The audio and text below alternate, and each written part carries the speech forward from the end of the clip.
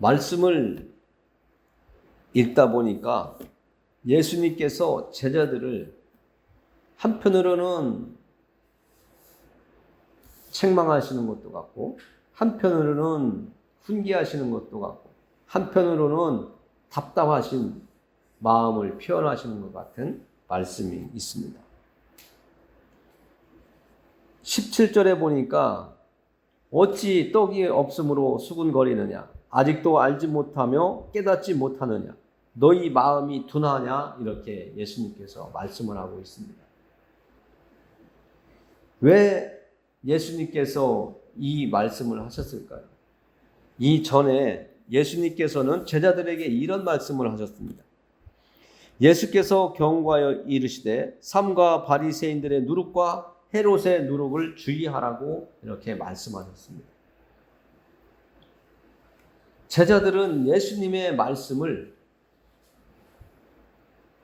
올바로 받아들이지 못하고 자기들의 생각들을 나누다가 우리가 배에 오르기 전에 떡 한 덩이밖에 가져오지 않은 그 사실을 예수님께서 아시고 누룩을 주의하라고 하시는가 보다, 이렇게 판단한 것 같습니다.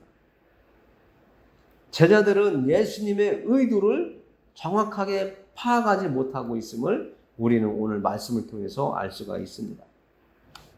너희 마음이 왜 이렇게 둔하냐? 그 앞절에는 아직도 알지 못하며 깨닫지 못하느냐, 이런 말씀을 하셨죠. 우리가 우리의 자녀들에게도, 아니면 내 이웃들에게도, 아니면 직장 동료들에게도 어떠한 말을 건넸을 때에 그들이 그 말의 의미를 정확하게 받아들이지 못하면 엉뚱한 소리를 하죠. 내가 어떤 말을 듣고 그 말의 의미와 그 말의 방향을 정확하게 내가 파악했을 때에는 말한 사람과 듣는 이가 하나가 될 수 있어요.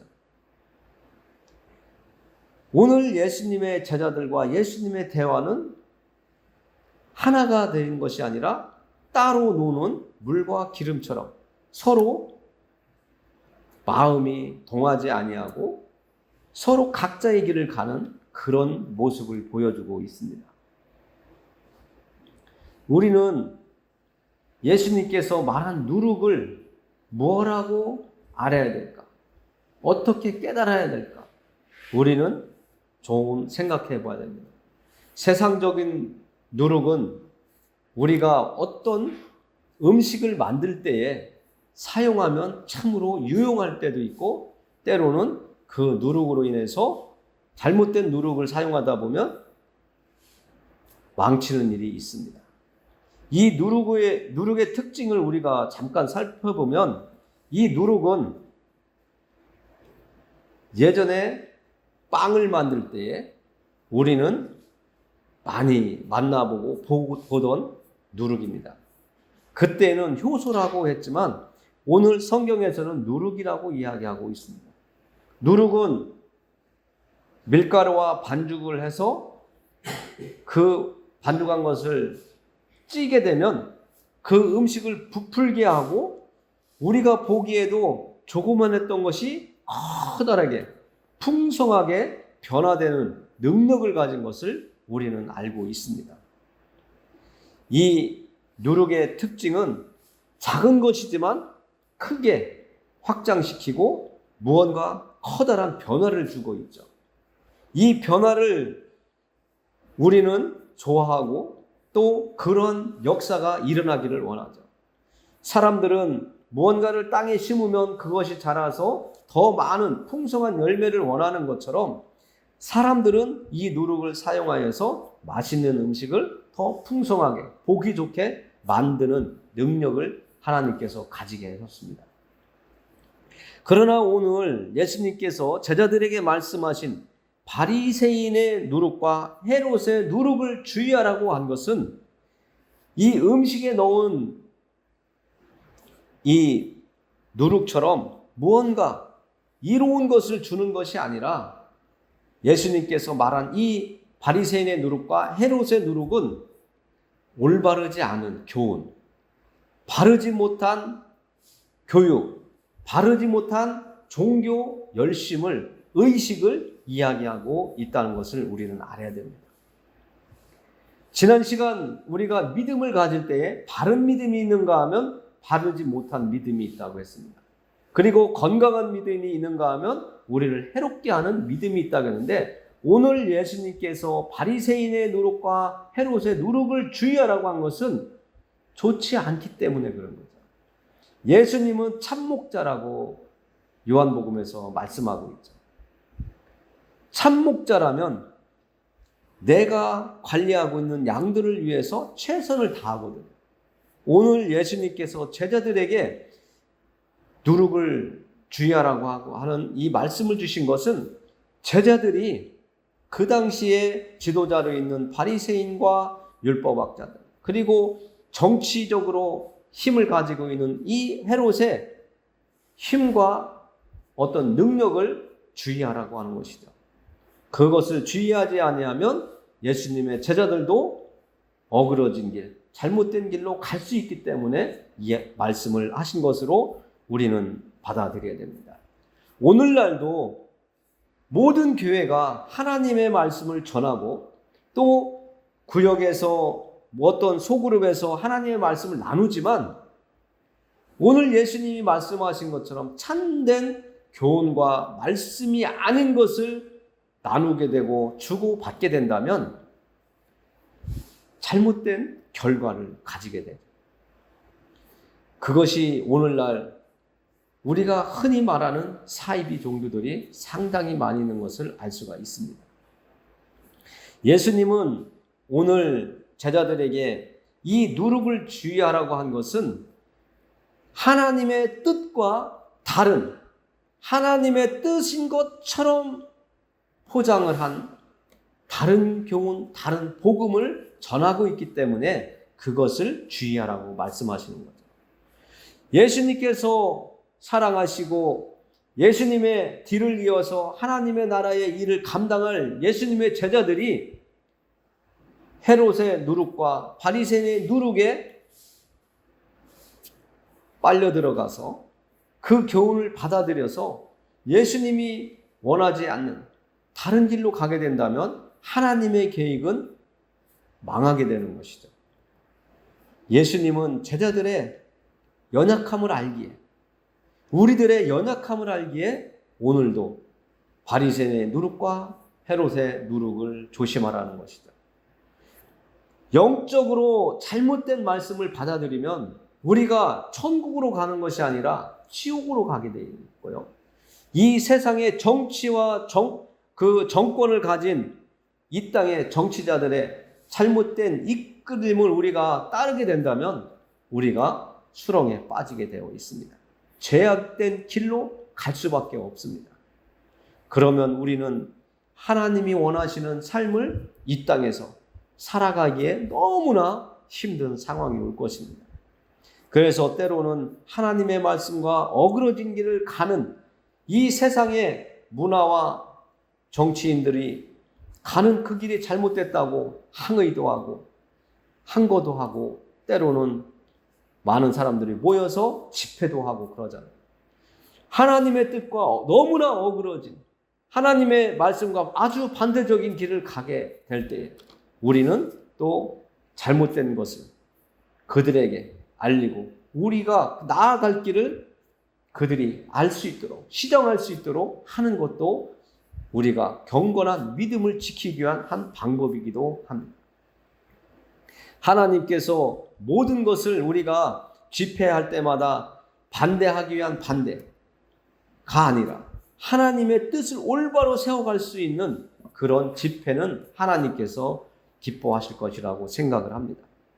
우리가 집회를 통해서 우리의 마음이 새로워지고 하나님을 향한 우리의 마음이 깨끗하게 씻어지고 하나님의 말씀으로 우리가 힘을 얻어서 이 땅을 살아갈 때에 이 세상을 빛으로 밝은 세상으로 이끌어갈 수 있기 때문에 오늘 예수님께서는 잘못된 교훈과 또 훈계와 교육을 조심하라고 말씀해주고 있는 것입니다. 오늘날 우리가 이 세상 공부를 하다 보면 우리는 창조라고 하는데 세상 사람들은 진화라고 하잖아요. 시험 볼 때는 진화가 맞다고 하고 교회에 오면 믿음의 사람들과 함께 할 때는 창조가 맞다고 하는 이 아이러니 속에서 우리는 살아가고 있습니다. 정말 어린아이가 학교에 가면 진화라고 배우고 교회에 가면 창조라고 해서 어떤 게 맞냐고 질문을 한다고 하지 않습니까? 그러나 우리는 분명히 예수님께서 말씀하신 것처럼 진리를 우리는 따라가야 됩니다. 그래서 요한복음 10장에 보면 예수님께서 우리에게 또 하신 말씀을 우리가 만날 수가 있습니다. 예수님의 말씀은 하나님께서 이 땅에 보내신 하나님의 아들의 말씀이지만 우리가 분명하게 아주 정확하게 알고 있어야지만이 하나님의 말씀을 우리가 따라갈 수가 있고 이 세상의 어두운 세상을 빛으로 바꾸어가면서 잘못된 것을 시정해 나갈 수가 있습니다. 요한복음 10장 1절에서부터 쭉 보면 목자와 양을 이야기하고 있습니다. 예수님께서 목자이시라고 말씀하고 있습니다. 2절에 보면 이렇게 말씀하시죠. 문으로 들어가는 이는 양의 목자라. 양 무리가 기거하는 그 우리에 들어가는 사람은 문으로 들어가는 것이 맞다라고 하는 것이죠. 담을 넘거나 문이 아닌 곳을 넘어간다면 그것은 주인이 아니겠죠. 오늘 제가 10장에서 여러분들과 나누려고 하는 것은 3절 말씀입니다. 3절과 4절 말씀을 보면 왜 우리가 예수님을 올바로 따라야 되는지, 왜 우리가 잘못된 교훈을 받으면 엉뚱한 잘못된 길로 갈 수밖에 없는지 말씀해주고 있습니다. 3절 읽어드리겠습니다. 문지기는 그를 위하여 문을 열고 양은 그의 음성을 듣나니 그가 자기 양의 이름을 각각 불러 인도하여 내니라. 목자는 내 음성을 올바로 알고 있는 양들을 각각 부른다고 이야기하고 있습니다. 우리가 교회에 이렇게 출석해서 예배를 드리면서 성경 공부를 할 때에도 우리의 믿음은 각각이라고 하는 말씀을 들을 때가 있습니다.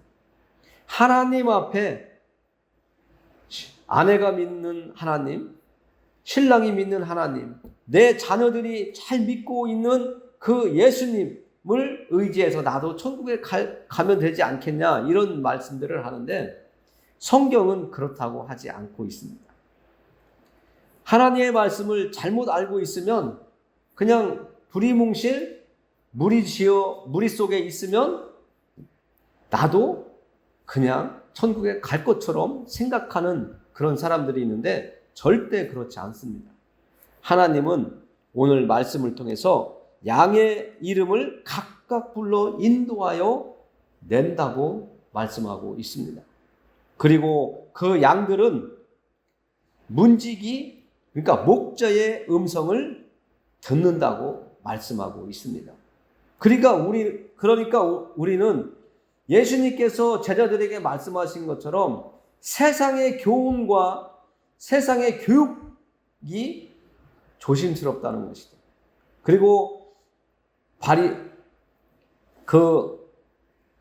바리새인들의 그 누룩도 조심하라는 것이죠.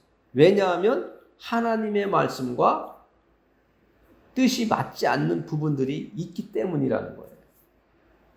예수님께서 그들이 하나님의 말씀과 아주 동일하게 하나님의 말씀과 뜻대로 행하는 말씀을 전하고 있고 교육하고 있고 백성들을 지도하고 있고 그들을 다스리고 있다면 예수님께서 그런 말씀을 안 하시겠죠. 하나님의 뜻과 어그러진 지도자들이 백성들을 데리고 가면 낭떠러지에 떨어지는 것과 똑같은, 함정에 빠지는 것과 똑같은 그런 상황이 올 수 있기 때문에 죽음의 길로 가서 결국에는 망할 수밖에 없기 때문에 말씀하시는 거예요. 그래서 오늘 예수님께서 우리를 찾아오실 때에는 1대1로 개인적으로 찾아오신다는 것을 잘 아셔야 됩니다. 우리 신랑이 잘 믿고 있는데 뭐 교회에 빠지지도 않아. 충성도 잘해. 절대 그거 의지할 수 없습니다. 하나님의 나라는 내가 어떻게 예수님의 말씀에, 하나님의 말씀에 내가 순종하고 있고 그 말씀대로 살아가고 있느냐에 따라서 내가 하나님의 양으로서 이 땅을 잘 살다가 하나님 나라에 갈 수 있느냐가 되는 것입니다. 그리고 4절에 보면 우리를 이야기하고 있습니다. 우리를 하나님께서는 양으로 비유하고 계시잖아요. 4절에 보면 자기 양을 다 내놓은 후에 와서 가면 양들이 그의 음성을 아는 고로 따라오되. 우리는 누구를 따라가야 되냐? 예수님의 제자들의 연약함을 아시기에 예수님께서 누룩을 조심하라고, 잘못된 교훈, 잘못된 복음을 조심하라고 했는데, 우리도 오늘날 이 땅을 살아가지만 2000년이 지나오면서 계속 하나님의 말씀은 선포되지만 그 중에는 잘못된 말씀들이 있고 잘못된 선포가 있다라는 것을 또 강조하는 거예요. 우리가 기도하다 보면, 말씀을 읽다 보면 이것이 하나님의 말씀이구나 하고 와서 감동으로 느껴질 때가 있습니다. 그러나 똑같은 말을 하더라도 어떤 사람이 말씀을 전하느냐에 따라서 그 사람의 진정성이 나오고 진심이 나오고 하나님이 주신 말씀이라고 느껴져서 내가 받아들여지는 그 감동의 넓이와 깊이가 다를 때가 있습니다. 아무리 유창해도, 아무리 지식적으로 얘기라도 예배 드리고 나면 남는 게 없을 때가 있어요.